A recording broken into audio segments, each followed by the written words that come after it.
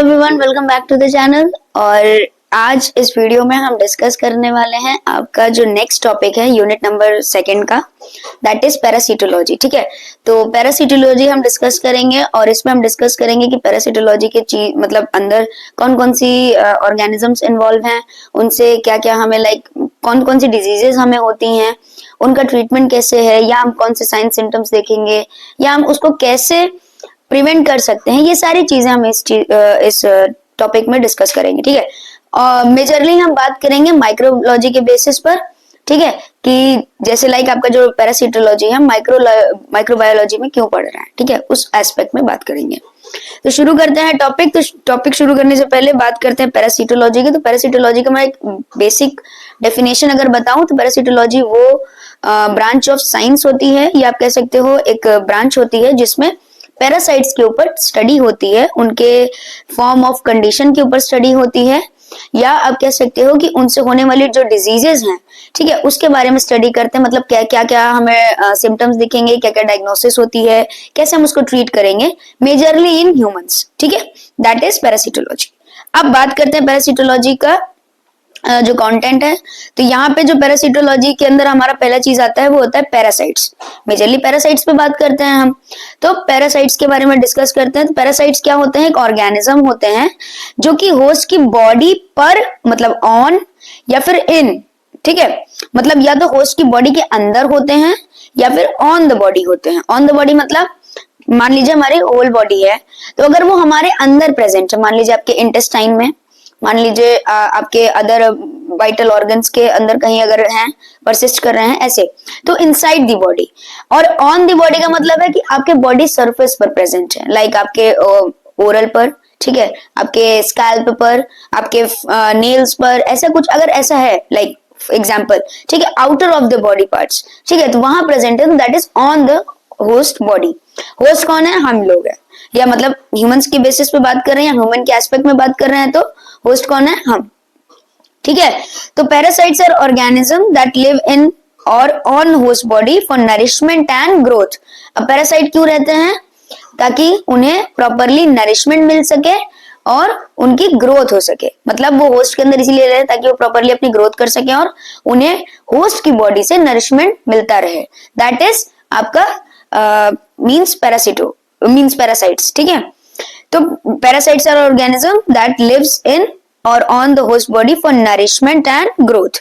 अच्छा, host body उनके लिए क्या काम करती है? एज अ शेल्टर काम करती है। क्या काम करती है? शेल्टर की तरह काम करती है। अब शेल्टर की तरह काम करने का मतलब है कि उनको प्रॉपरली वो नरिशमेंट प्रोवाइड कर रही है, उनको प्रॉपरली वो क्या बोलते हैं, ग्रोथ के लिए फेवरेबल कंडीशन प्रोवाइड कर रही है होस्ट की बॉडी।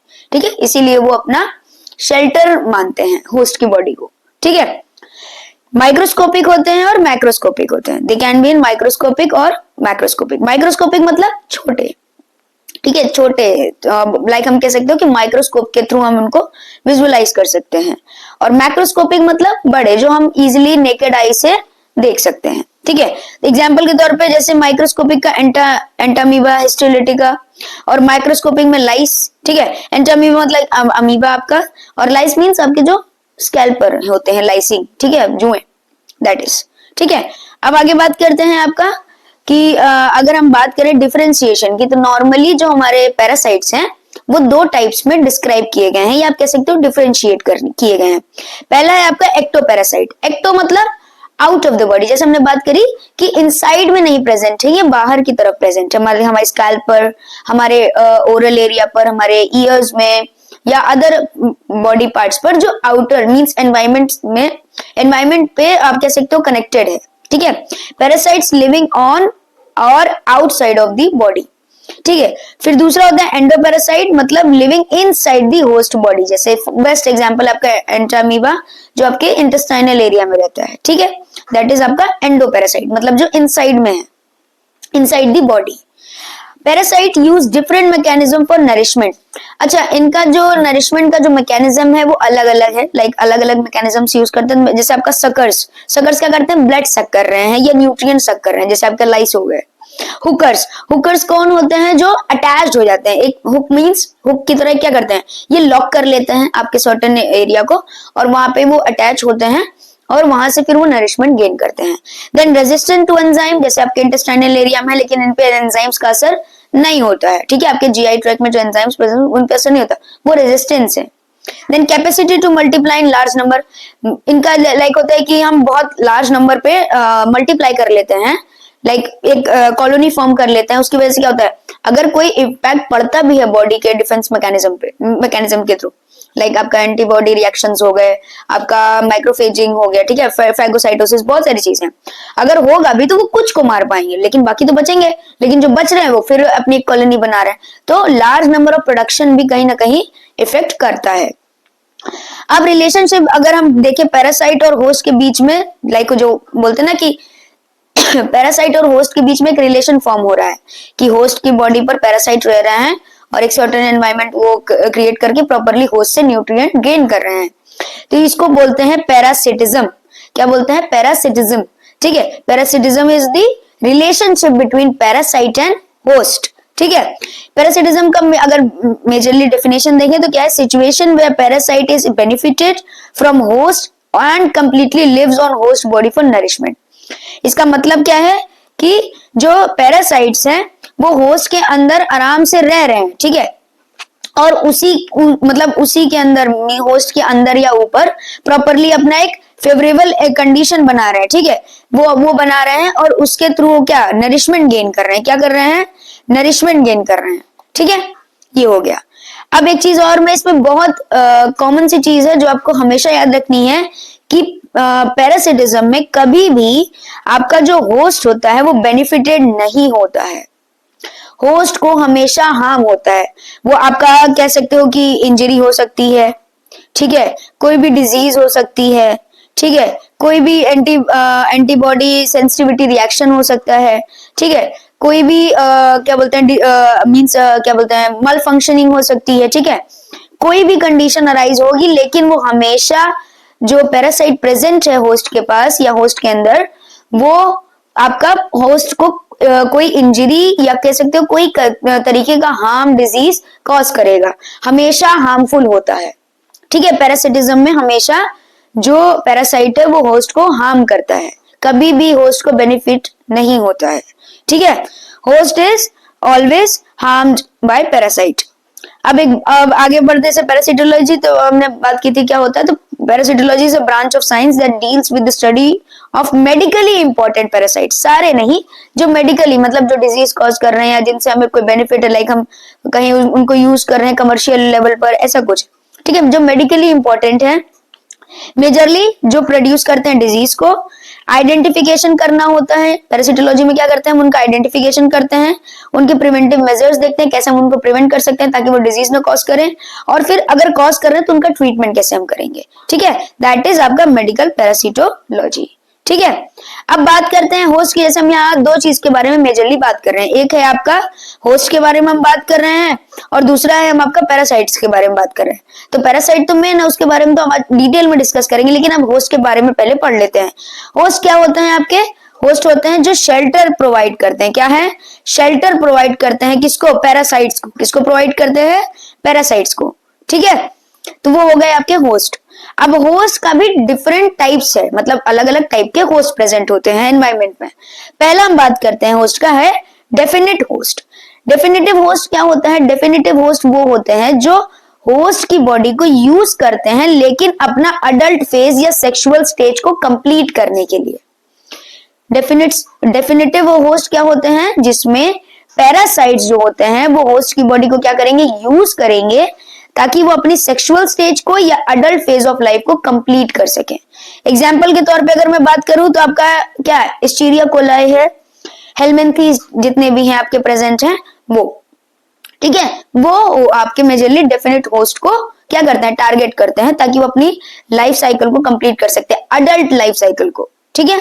नेक्स्ट हम बात करें अगर, तो आपका है इंटरमीडिएट होस्ट। इंटरमीडिएट मतलब बीच का मेजरली, ठीक है, तो इसमें क्या है कि वो अपना पैटर्न, आधा पैटर्न बाहर बिताएंगे, फिर बीच का पैटर्न, देन वो फिर एग्जिट कर लेंगे होस्ट की बॉडी से, ठीक है, तो यही है। तो इसमें क्या है, parasite use host to complete asexual phase. Asexual phase मतलब ऐसे पैरासाइट जो एसेक्सुअली रिप्रोड्यूस करते हैं, ठीक है, asexual phase of life cycle, ठीक है, जैसे आपका एग्जांपल प्लाज्मोडियम वाइवेक्स क्या कॉज करता है, मलेरिया, ठीक है, आपका मेजरली क्या कॉज करता है, मलेरिया। तो इसमें क्या है कि अपना ये आधा मॉस्किटो में लाइफ साइकिल अपना ये कंप्लीट करते हैं और आधा ह्यूमन में, इसीलिए इनको क्या चाहिए होता है, इंटरमीडिएट होस्ट, ठीक है। तो ये क्या है, अच्छा इंटरमीडिएट होस्ट कॉज करते हैं, मतलब इंटरमीडिएट होस्ट को यूज करते हैं मेजरली क्या करने के लिए, अपना लार्वल स्टेज को कंप्लीट करने के लिए। क्या करते हैं, लार्वल स्टेज को कंप्लीट करने के लिए। मेजरली आपको कौन है, प्लाज्मोडियम वाइवेक्स आपका एग्जांपल है, ठीक है। नेक्स्ट हम बात करते हैं रिजर्वायर होस्ट। रिजर्वायर होस्ट वो होते हैं जिसमें जो पैरासाइट्स होते हैं आपके कह सकते हो, जो पैरासाइट्स प्रेजेंट होते हैं वो हमेशा ही प्रेजेंट होते हैं, मतलब एक उनको रिजर्वायर की तरह वो यूज करते हैं होस्ट को। रिजर्वायर मतलब जहां पे वो इजीली रह सकते हैं, उनको फेवरेबल एनवायरनमेंट मिल रहा है, उनको सारी न्यूट्रिशन मिल रही है, सारा फैक्टर मिल रहा है ग्रो करने के लिए, सब कुछ प्रेजेंट है, ठीक है, जहां पे उनकी लाइफ साइकिल इजीली चल सकती है, दैट इज रिजर्वायर होस्ट, ठीक है। तो parasite harbour in large number and serve as source of infection, ठीक है, समझ में आ गया, वहां पे वो रहते हैं, वहीं पे वो इन्फेक्शन का एक सोर्स बनते हैं, ठीक है। आप कह सकते हो ह्यूमन उनके अगर कांटेक्ट में आएगा तो वहां से वो गेन करेगा, मतलब वो पैरासाइट को गेन करेगा, ठीक है। तो ये हो गए आपके होस्ट के टाइप्स। अब आगे बढ़ते हैं पैरासाइट्स। अब मेजरली हमारा है, हमने बात कर ली, पहला था आपका होस्ट और अब बात करेंगे हम पैरासाइट्स के बारे में, ठीक है। तो पैरासाइट्स के टाइप्स को अगर हम डिस्क्राइब करें तो पैरासाइट्स के टाइप्स में दो आपका डिफरेंशिएशन है, मेजर लेवल पे दो है। पहला है प्रोटोजोआ जो कि आपका यूनिसेलुलर जितने भी पैरासाइट्स होते हैं उनको डिस्क्राइब करता है। दूसरा है मेटाजोआ जो मल्टी सेलुलर होते हैं उनको डिस्क्राइब करता है, ठीक है। मेजर फॉर्म पे दो हैं, क्या है, प्रोटोजोआ और मेटोजोआ, ठीक है। प्रोटोजोआ वो होते हैं जहां पे यूनिसेलुलर पैरासाइट्स होते हैं और मेटोजोआ जहां पे मल्टी सेलुलर पैरासाइट्स होते हैं, ठीक है। इनको हम और क्या कहते हैं, हेलमिंथिस कहते हैं, हेलमिंथिस, ठीक है। मेटोजोआ को हम और क्या नाम से जानते हैं, हेलमिंथिस के नाम से जानते हैं। अब इनके क्लासिफिकेशन है अलग अलग, जो हम कहते हैं ना कि मेजरली हमने बात कर ली, अब इनके अंदर सब क्लासिफिकेशन है कि प्रोटोजोआ में 4 आपके प्रेजेंट हैं और आपके मेटोजोआ में 2 प्रेजेंट है, ठीक है। इनके बारे में हम डिटेल में पढ़ेंगे एक एक करके। तो प्रोटोजोआ पहले हम देखते हैं, पहला आपका है तो मेजरली उसको देखते हैं पहले। तो आपका प्रोटोजोआ में पहला आपके हैं 4 जो, वो है अमीबा, फ्लैजिलेट्स, सिलियाटा, स्पोरोजोआ, 4 प्रेजेंट है। कौन कौन से हैं, अमीबा, फ्लैजिलेट्स, सिलियाटा एंड स्पोरोजोआ। अब इनके बारे में हम डिटेल में स्टडी करेंगे और देन आपका जो मेटोजोआ है उसके बारे में हम डिटेल में स्टडी करेंगे। तो प्रोटोजोआ में सबसे पहला आपका आता है अमीबा, सबसे पहला आ रहा है आपका अमीबा।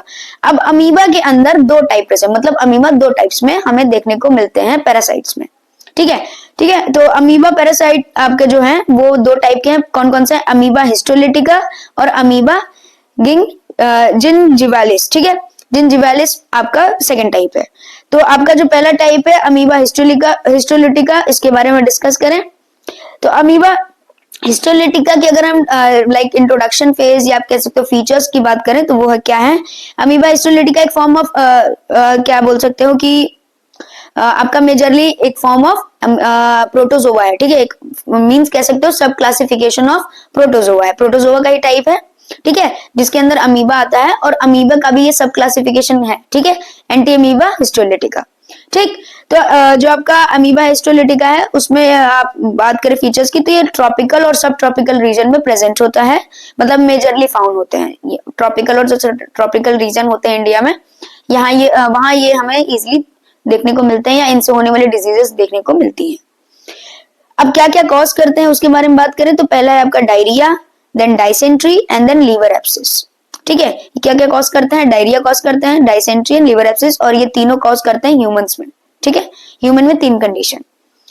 अब बात करते हैं आगे, तो ये मेजर लाइक होता है ना कि इनका हैबिटेट कहाँ है, क्या बोल रहे हैं हम, हैबिटेट मतलब ये रहते क्या है, जैसे हमने बात करी कि पैरासाइट हमेशा होस्ट के अंदर रहते हैं या ऊपर रहते हैं, तो ये मीन आपको अगर आप बात मीन्स अगर इनको क्लासिफाई करोगे या आप कैसे तो डिस्क्राइब करोगे तो ये inside of the body, host body रहते हैं, और हैबिटेट मतलब कहाँ पे रहते हैं, तो म्यूकोसा आपका है कि म्यूकोसा एंड सब म्यूकोसा ऑफ लार्ज इंटेस्टाइन में ये रहते हैं, जो लार्ज इंटेस्टाइन की लेयर्स होती हैं, ठीक है, जो आपके लार्ज इंटेस्टाइन की लेयर्स होती हैं, उसमें आपका जो सब म्यूकोसा लेयर है, जो अपर म्यूकोसा लेयर है, सेकंड जो सब म्यूकोसा लेयर है, वहां पे ये रिसाइड करते हैं, मतलब वहां पे ये रहते हैं, ठीक है, और वहीं पर ये डिजीज कंडीशन कॉज करते हैं, ठीक।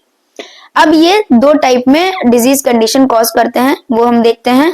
तो पहला है आपका ट्रोफोजोइट्स एंड देन सिस्ट, ठीक है। ट्रोफोजोइट्स क्या होते हैं और सिस्ट क्या होता है, बात करें तो जो आपका ट्रोफोजोइट्स है उसमें मेजरली क्या है कि ये इनका मतलब दो कंडीशन पे है, इनका कोई फिक्स शेप नहीं होता है, ठीक है, ये कॉन्स्टेंटली मूव करते रहते हैं विद द हेल्प ऑफ आपका सूडोपोडिया। सूडोपोडिया क्या होता है, एक आप कह सकते हो एक्सटेंशन ऑफ साइटोप्लाज्म होता है। क्या होता है, एक्सटेंशन ऑफ साइटोप्लाज्म।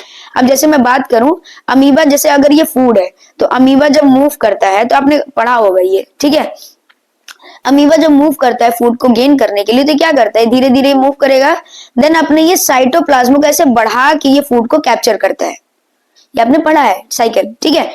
तो ये इसी जो मीन्स होता है ना, जो ये इस मूवमेंट को हम कह रहे हैं, इसके अंदर कोई फ्लैजिला नहीं प्रेजेंट है, कोई सीलिया नहीं प्रेजेंट है, कुछ भी प्रेजेंट नहीं, तो ये जो फूड को कैप्चर कर रहा है with the help of movement, तो इस मूवमेंट को ऐसे धीरे धीरे लाइक होता है ना कि धीरे धीरे आप कह सकते हो कि जब ये फूड को ऐसे धीरे धीरे पहुंचता है वहां तक, ठीक, देन क्या बोलते हैं कि ऐसे कैप्चर कर लेगा उस फूड को, इस फूड पार्टिकल को, तो वो जो मूवमेंट है उसको बोलते हैं सूडोपोडिया, मतलब एक्सटेंशन ऑफ साइटोप्लाज्मा। अपने साइटोप्लाज्मा को इतना एक्सटेंड करते हैं ये ताकि वो फूड को इनगल्फ कर पाए, या आप कह सकते हो फूड को कैप्चर कर पाए, ठीक है। तो ये होता है आपका सूडोपोडियम।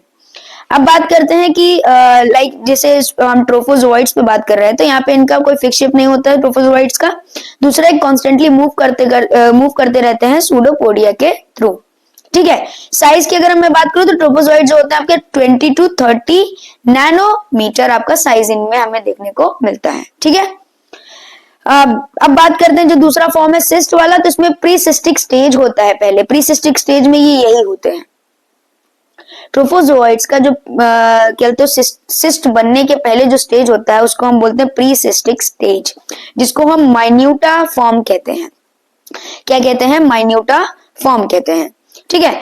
अब उसके बाद जैसे ये प्रीसिस्टिक मतलब ट्रोफोजोइट प्रीसिस्टिक स्टेज से सिस्ट में कन्वर्ट होते हैं तो उसको बोलते हैं इंसेस्टेशन, इंसिस्टेशन स्टेज। क्या बोलते हैं इसको हम, इंसिस्टेशन स्टेज, जिसमें ये लेस एक्टिव हो जाते हैं। मतलब सिस्ट क्या होता है, एक हार्डनिंग हो जाती है, एक फॉर्मेशन हो जाती है, फ्लूइड फिल हो जाता है, ठीक है। तो वही है कि ये प्रीसिस्टिक स्टेज से सिस्ट में कन्वर्ट होते हैं, इंसिस्टेशन जिसको प्रोसेस बोलते हैं, वहां पे ये जाके लेस एक्टिव हो जाएंगे। लेस एक्टिव होने के बाद इनका जो साइज है वो भी क्या बोलते हैं डिक्रीज होगा। तो साइज इनका 20 से 30 था पहले, अब हो जाएगा 10 से 20 नैनोमीटर, ठीक है। अब बात करते हैं यहाँ पे अगर हम सूडोपोडियम की जो प्रोसेस इनका मतलब जो एक्सटेंशन ऑफ साइटोप्लाज्मा ये सब चीजें थी, तो ब्लंट हो जाएगा, मतलब स्लो हो जाएगा और इतना फुल्ली कैप्चर नहीं कर पाएगा। मींस जैसे एक्सटेंशन बहुत इजीली ऐसे फ्लो हो रहा था, वो अब ऐसे कह सकते हो कि रेगुलेटेड मूवमेंट होगा, ठीक है। पैथोजेनेसिस की बात करें तो जो आपका एंटा अमीबा हिस्टोलिटिका है जिसके बारे में बात कर रहे हैं, तो ये क्या क्या कॉज करता है। 3 कंडीशन जैसे हमने पढ़ी थी, अगर मैं बात करूं तो आपका था डायरिया, डायसेंट्री और लीवर एब्सिस। अब इनको हम कहते क्या है मेडिकली, या मेडिकली हम कैसे इनको डील करते हैं वो बात करते हैं। तो पैथोजेनेसिस में हम क्या है, आपका पहला है इंटेस्टाइनल एमीबियासिस। क्या होता है, इंटेस्टाइनल एमीबियासिस। इंटेस्टाइनल एमीबियासिस क्या है, आपका जीआई इन्फेक्शन है, मतलब गैस्ट्रो इंटेस्टाइनल इन्फेक्शन है, जिसको मेजरली या आप कह सकते हो कॉमनली अगर आप सुनोगे कभी कि आप पढ़ रहे हो डिजीज कंडीशन में, तो इसको हम क्या बोलते हैं, एमीबियासिस बोलते हैं। क्या बोलते हैं, एमीबियासिस, ठीक। तो इनका इंक्यूबेशन टाइम पीरियड 1 से 4 हफ्ते होते हैं, मतलब 1 महीने तक इनको टाइम लग जाता है। लाइक अगर जैसे ये बॉडी में गए, या आप कह सकते हो आपने इनको कहीं से आप इनके कांटेक्ट में गए, तो ये एक महीने तक अप्रोक्सीमेटली टाइम लेंगे ग्रो करने के लिए, डिजीज कॉज करने के, मतलब 1 महीने के बाद आपको पता चलेगा कि आपको जीआई इन्फेक्शन हो गया है, वो भी एमीबियासिस, जो कि आपका होता है इंटेस्टाइनल, ठीक है। अब इसमें हमें क्या देखने को मिलेगा, डायसेंट्री देखने को मिलेगी। डायसेंट्री क्या होता है, ब्लडी डायरिया। डायसेंट्री क्या होता है आपका, ब्लडी डायरिया, ठीक है। तो इसमें हमें जो डायसेंट्री होगा उसमें ब्लड और म्यूकस दोनों देखने को मिलेगा। देन आपको एब्डोमिनल पेन देखने को मिलेगा, एब्डोमिनल पेन विद आप कह सकते हो क्रैम्प्स, ठीक है, वो भी अपर रीजन पे, ठीक है। एब्डोमिनल पेन जो होगा आपका मेजरली अपर रीजन मींस एपिगैस्ट्रिक नहीं, आपके अबव ऑफ द कह सकते हो कि अम्बिलिकल रीजन, ठीक है। ठीक, यहाँ पे हमें डिस्टेंशन भी देखने को मिलेगा। डिस्टेंशन क्यों देखने को मिलेगा? क्योंकि ये सर्टेन रिएक्शंस कॉज करते हैं, उसकी वजह से गैस का फॉर्मेशन होता है और हमें एब्डोमिनल डिस्टेंशन भी देखने को मिलता है, क्योंकि इन्फ्लामेशन रिएक्शन भी होती है, ठीक है। ये अंदर इंजरी कॉज करते हैं, उसकी वजह से इन्फ्लामेशन रिएक्शंस होती है मेजरली। अब जो इंपॉर्टेंट चीज है वो आप नोट करिए, ठीक है, वो है आपका flask shaped ulcer on intestinal wall. ये बहुत इंपॉर्टेंट है, ये कभी कभी आपका एमसीक्यू में भी आ जाता है। फ्लास्क शेप्ड अल्सर्स, फ्लास्क, आपके फ्लास्क मतलब होता है कि जैसे आपके ट्यूब्स होते हैं जो आपने केमिस्ट्री लैब्स में फ्लास्क देखे होंगे, लाइक आपके ऐसे फ्लास्क होते हैं ना, तो ऐसे इसी फॉर्म में ये अल्सर्स फॉर्म करते हैं। कहां पे? आपके जो इंटेस्टाइनल जो वॉल है उसके ऊपर, ठीक है, वहां पे ये फ्लास्क शेप अल्सर्स क्रिएट करते हैं। क्यों? क्योंकि ये कहीं ना कहीं म्यूकोसा और सब म्यूकोसा को हार्म कर रहे हैं फॉर न्यूट्रिशन गेन के लिए, ठीक है। तो उसकी वजह से ये वहां पे रिएक्शंस हो रहे हैं, तो वहां पे वो अल्सरेशन कॉज करते हैं इंटेस्टाइनल वॉल पर।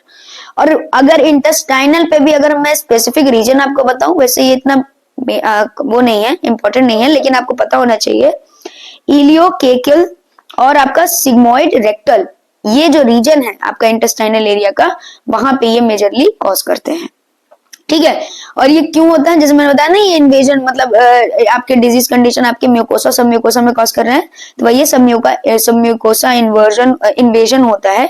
इसी वजह से ये इलियोकेकल और सिग्मोइडो रेक्टल रीजन में ये आपका ये अल्सर्स क्रिएट हो रहा है, that is flask shaped ulcers, ठीक है।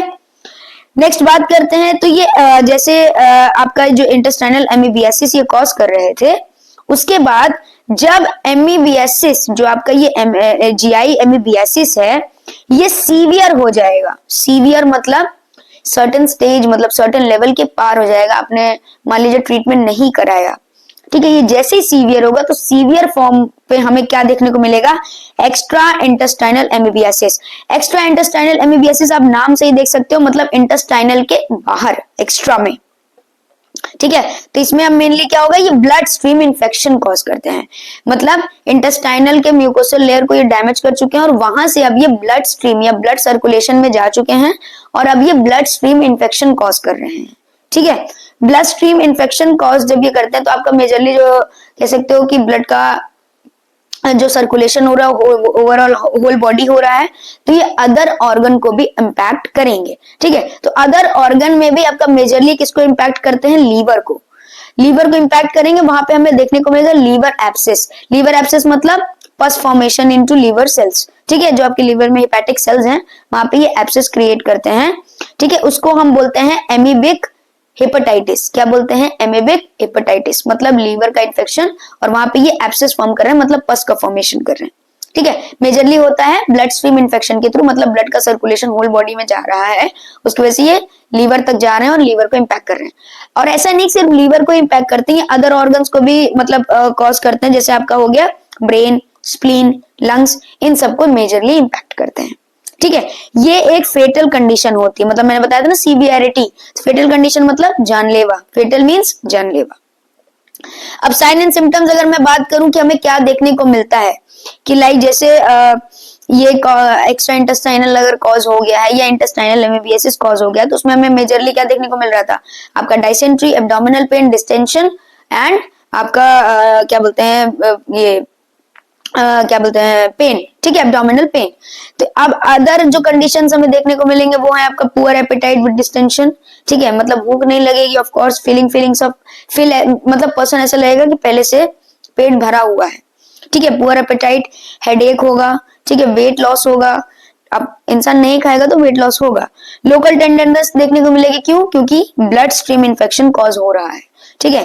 कॉन्गेशन, पेन, फीवर, ये सब होगा। इन्फेक्शन है तो फीवर होगा, पेन भी होगा, क्यों? एब्डोमिनल पेन प्रेजेंट है। कॉन्गेशन भी होगा, कॉन्गेशन क्यों? क्योंकि अदर ऑर्गन्स को इंपैक्ट कर रहे हैं ब्लड में, मींस अगर ब्लड स्ट्रीम इन्फेक्शन है तो ऑफ कोर्स ब्लड के फंक्शनिंग में प्रॉब्लम आएगी, तो कॉन्गेशन देखने को मिलेगा, ठीक है। अब डायग्नोज कैसे करेंगे, मतलब हम कैसे इनको टेस्ट करेंगे, कैसे पता करेंगे? तो मेजरली हम करते हैं आपका stool sample test, stool sample मतलब आपका जैसे जो भी स्टूल मीन जनरेट हो रहा है वहां से हम सैम्पलिंग लेते हैं स्टूल की, और उसमें हम लाइक जो डाइसेंट्री स्टूल है उसको सैंपल एज ए लेते हैं, और वहां पे हमें दो टेस्ट करने को देखने को मिलता है। पहला है फिजिकल टेस्ट और दूसरा है माइक्रोस्कोपिक टेस्ट। फिजिकल टेस्ट में हम क्या देखते हैं, आपका कलर आपका हमें देखने को मिलेगा जो अब नॉर्मल होता है डार्क रेड या डार्क ब्राउन। क्यों? क्योंकि वो ब्लडी म्यूकस फिल्ड स्टूल होता है मतलब डाइसेंट्री का, तो इसी वजह से वहां पे हमें डार्क रेड और ब्राउन कलर देखने को मिलेगा। वहां पे म्यूकस और ब्लड के भी सेल्स प्रेजेंट मतलब रहेंगे और हमें देखने को मिलेंगे। माइक्रोस्कोपिक लेवल पे माइक्रोस्कोप के अंदर अगर हम उस स्टूल सैंपलिंग का टेस्ट मींस विजुअलाइजेशन करते हैं सैंपल का, तो वहां हमें देखने को मिलेगा ट्रोफोजॉइड सेल्स। ठीक है, ट्रोफोजॉइड्स होते हैं ना ये, तो ट्रोफोजॉइड्स के सेल्स हमें देखने को मिलेंगे। ठीक है, चारकॉट लिडेंस क्रिस्टल्स देखने को मिलेंगे जो कि ये प्रोड्यूस होते हैं ट्रोफोजॉइड से ही। आरबीसीज और कुछ माइक्रोफेजेस भी देखने को, आरबीसी क्यों? ब्लड का है, और माइक्रोफेजेस क्यों? क्योंकि ऑफ कोर्स बॉडी आपका डिफेंस मैकेनिज्म करती है, तो वहां पे वो प्रोड्यूस करती है ताकि वो उसको किल कर पाए, लेकिन ऑटोमेटिकली लाइक होता है ना कि ये मींस कह सकते हो मेजरली डोमिनेटिंग होते हैं, तो आपके माइक्रोफेजेस भी किल्ड होते हैं, तो आपके स्टूल में देखने को मिलेंगे। ठीक, माइक्रोस्कोपिक टेस्ट में मेजरली जो हम यूज करते हैं टेस्ट वो होता है लुगोल्स आयोडीन सॉल्यूशन टेस्ट। ठीक है, ये हम यूज करते हैं ताकि जो मतलब जो हम स्टूल का जो स्लाइड बना रहे हैं वहां पे हम ये आयोडीन सॉल्यूशन यूज करते हैं ताकि हम अच्छे से इजिली ट्रोफोजॉइड सेल्स को विजुअलाइज कर पाए। ठीक, नेक्स्ट हम बात करें स्टूल सैंपलिंग के बाद सेरोलॉजिकल टेस्ट कराते हैं, जैसे आपके एलाइजा हो गए, IHA, FA, IFA. Then liver biopsy कर सकते हैं, किसमें आपका, किसमें बताइए? लीवर एब्सिस में। ठीक है, लीवर एब्सिस में हम करते हैं। देन सीबीसी अगर आप लाइक ब्लड सैंपलिंग करते हैं, ब्लड टेस्ट करते हैं, तो आपको ल्यूकोसाइड्स जो है आपको डिक्रीज मिलेंगी। सॉरी, ल्यूकोसाइड्स जो आपके डब्ल्यूबीसी जो है आपको डिक्रीज मिलेंगे। आप प्रिवेंशन एंड ट्रीटमेंट की बात करें तो एंटामीबा हिस्टोलिटिका से जो दो कंडीशंस अराइज हो रही थी सॉरी वहां पे जो प्रिवेंशन एंड ट्रीटमेंट हमें देखने को मिलेगा वो होगा आपका लाइक हम जो अप्लाई करते हैं वो होता है नाइट्रोइमिडाजोल। आपका majorly blood and liver infection में ये हम टैबलेट्स या आप कह सकते हो ड्रग देते हैं, और इंटेस्टाइनल के लिए हम मेट्रोनिडाजोल और टीनिनिडाजोल क्या देते हैं? टीनिनिडाजोल।